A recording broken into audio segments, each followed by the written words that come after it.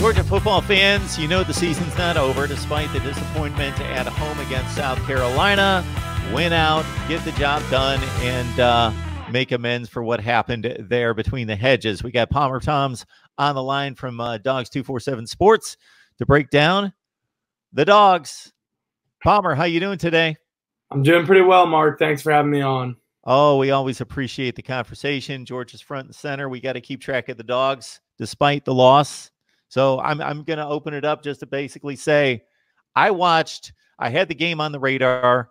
It wasn't necessarily my number one choice at noon. There were other what were supposed to be more competitive games, but certainly once it got to the fourth quarter in a one-score game and the upset was brewing, I focused in, and then I watched the condensed version of the game a little bit later on. But you were there for every play, so I'm going to ask you, what happened? Yeah, like you said, I think a lot of the attention at noon was on that Oklahoma-Texas game. But Georgia, South Carolina turned out to be a lot more competitive than people thought. I think what's concerning is not that Georgia lost, and it's how that Georgia lost. Because, like you said, if they win out, they'll still be in the playoffs more than likely. You know, if they do that, they'll have wins over Florida, over Missouri, who's really impressive so far after that week 1 loss to Wyoming. They would have wins over Auburn and Texas A&M, and then of course if they do all that and then win the SEC championship, be over likely Alabama or LSU. So, like you said, it's not over for Georgia, but how they lost is more concerning that they lost. Georgia's receivers really struggled. It's a young group of receivers. They're replacing a lot of guys from last season. It was a big talking point coming into the year. So the fact that that young group really, really struggled against the press coverage from South Carolina was concerning to Georgia fans. Jake Fromm threw 3 interceptions on the day, his first 3 of the season. Overall, Georgia turned the ball over 4 times. The other one was a fumbled snap between Trey Hill and Jake Fromm. And I think that's the biggest concern for Georgia fans is that they showed the defense played pretty well. I mean, they allowed 10 points in the first half, but shut them out in the second. And honestly, if you are able to hold a team to 10 points, your offense, especially with the players that Georgia has in Fromm and Swift and the wide receivers and Pickens and Blaylock and Cager, with that kind of talent, if it's more concerning that your offense can't put up the points it isn't putting up enough points for 10 points to be enough to win in regulation. One of those interceptions went for a pick 6, so that's how we ended up with the 17-17 score at the end of regulation. And so, like I said, I think what's concerning is that how Georgia lost, turning the ball over 4 times, didn't force any turnovers on defense, so they lost that turnover margin 4-0. And anytime you do that, you're not really putting yourself in a great situation to win a ball game, especially in the SEC.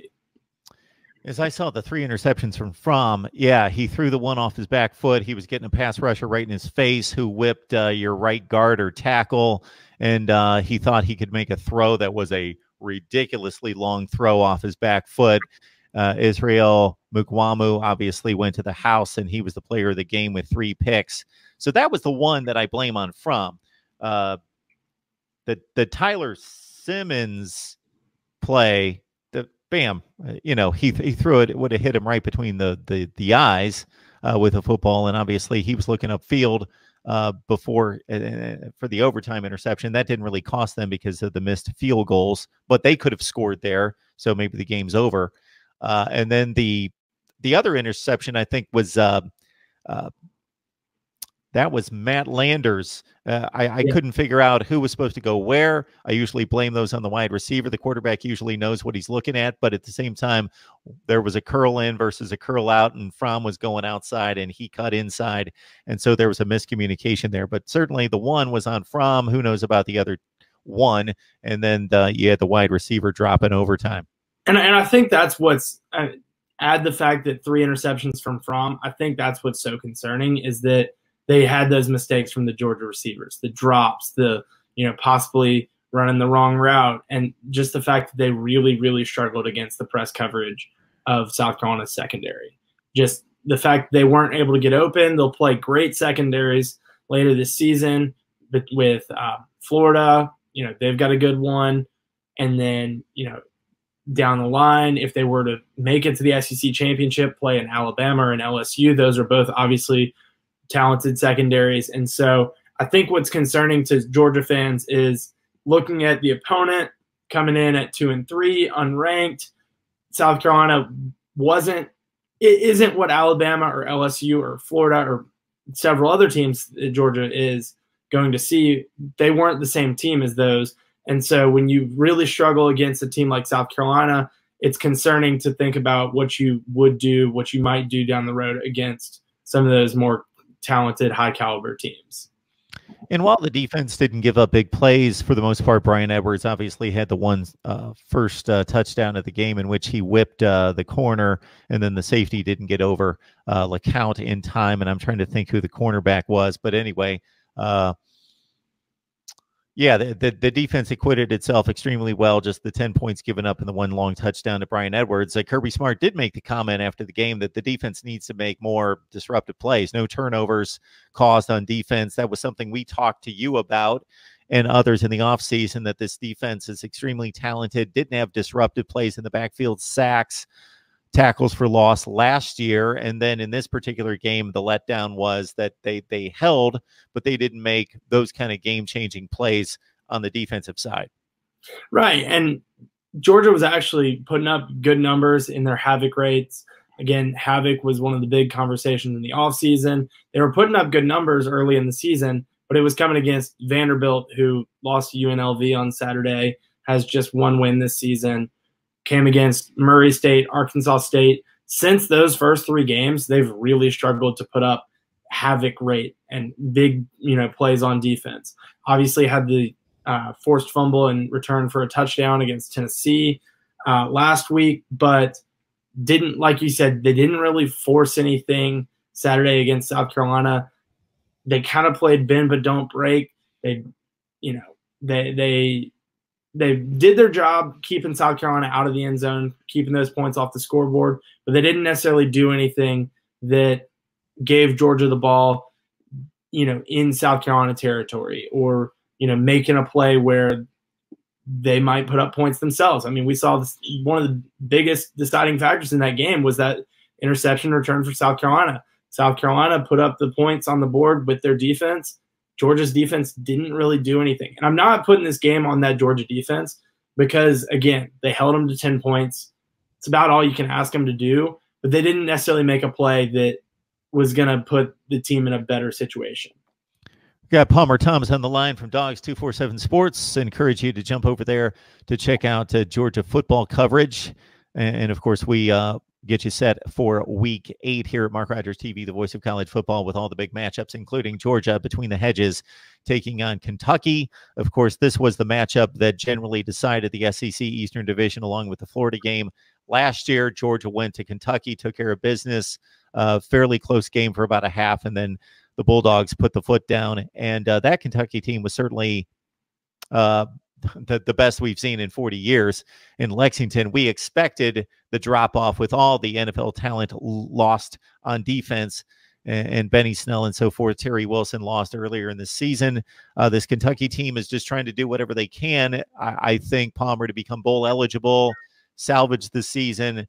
They've lost their quarterback to a certain extent. I don't know what the status is this week, but they went with Lynn Bowden, one of the best wide receivers in the SEC, 67 catches. So they take him off the wide receiver portion of it and feel good enough about his ability to at least maintain the offense, not make mistakes, that they got by Arkansas 24-20. So it would appear to be, regardless of who plays quarterback, a game that Georgia could start to make some big plays on defense and really feast on a Kentucky offense that's struggling right now. Yeah, like you said, Bowden was a very, very talented wide receiver, came out of high school. He played quarterback in high school and drew those comparisons to another Kentucky wide receiver, Randall Cobb, who played quarterback in high school. So Bowden, offensive player of the week in the SEC, went 7 for 11. With 1 touchdown, ran for over 190 yards and 2 touchdowns on the ground. So he had an impressive week in that win over Arkansas. First SEC win of the year for the Wildcats. And I think, like you said, they're trying to salvage some things, make a bowl game. they've got 3 wins so far. You look at down their schedule, they've got Louisville coming up. They've still got Vanderbilt, Tennessee. So those are some games that Kentucky fans can, be looking at as circle these games for, potential bowl eligibility. But like you said, they've got some questions at quarterback. Troy transfer Sawyer Smith took over in place of Terry Wilson after the injury against prior to the Florida game. And Smith played great, but he's been out with injury. Bowden took over at quarterback, and put up the big numbers, but it's not necessarily a traditional quarterback. I mean, he ran for 196 and threw for 78. I just can't imagine that formula is going to work against that defense if they're that one-dimensional. It certainly got them by Arkansas, who might be the worst team in the SEC again. But it is a team that I took in every play against Florida, and they outplayed Florida for 3.5 quarters, should have won the game, had some things go against them, certainly blew the game to take their own accountability into it. But they were up big before they gave up 19 straight to Florida. We know what Florida's done since then and how competitive they've been against the likes of Auburn and LSU. So Kentucky, obviously, on a given night, although they're playing at Georgia, can't be taken lightly completely. Yeah, I mean, Cash Daniel is a big name defensively. He returns. Obviously, they lost Josh Allen. They lost Benny Snell at running back. So like you said, last year, this Kentucky team was one of the most talented that they've had in Lexington for a long time. I said it earlier on our website. Last year's game was for the SEC East championship spot in Atlanta to play against Alabama. This year for Georgia, it's to keep their SEC hopes alive. They've got to win. They've got to win out. They've still got games against the top 2 teams in the East right now, Florida and Missouri.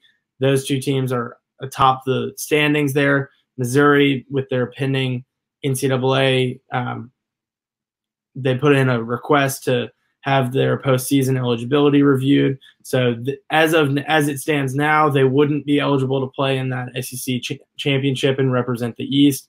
But they're still a talented team that could knock off of Georgia later this season, especially if Georgia was to play the same way that they did on Saturday. Florida, obviously, we've seen how they've played with their lone loss coming Saturday to LSU in Baton Rouge.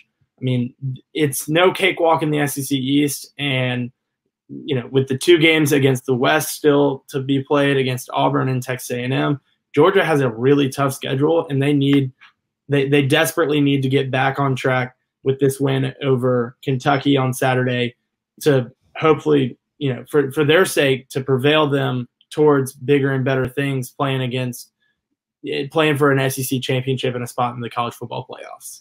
It's the beauty of sports, not just college football, but of sports, the unexpected, because we take up all that time during the offseason projecting, okay, Georgia's going to have a difficult time with Notre Dame. And then down the stretch, they got a difficult November because they got Texas A&M and Auburn and obviously Florida and so forth and so on. And then, boom, South Carolina jumps up at home. Had that game been on the road, maybe a few people would have mentioned it at some point, but no, it was really discarded, and a 24-point spread according to Vegas. And here we have a Kentucky team as well. I'm interested in the Georgia psyche, which really neither of us can completely answer. That's between the ears of every individual player and then the culture that Kirby Smart has built, because on one hand, they could be thinking this could kind of raise some doubts, some questions, them question themselves in regards to how good are we? We're not, we weren't able to handle one team that wasn't supposed to be one of the teams that was going to challenge us. And now we've got all these other teams that are certainly going to bring more talent to the field and be expected to compete with Georgia, or maybe it rallies them and they say, okay, this is what can happen. We're going to go back to work, and we still have our goals in play, but we got to be much better, and that's what we're going to do.